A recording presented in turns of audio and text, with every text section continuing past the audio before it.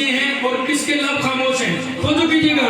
ओ मंजर कैसा हो बढ़ाए महशर का मेला हो बढ़ाए जब हुक्म खुदा हो बढ़ाए कल अपने पल्ले बन लेगा कल अपने पल्ले बन लेगा सहना दे बीच बिठा लेगा सहना दे बीच बिठा लेगा जन्नत फातिमा जा रही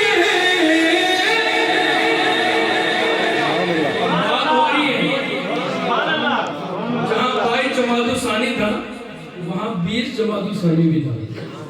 तो फिर पता चले कि नबी की बेटी का जिक्र हो रहा है कि जन्नत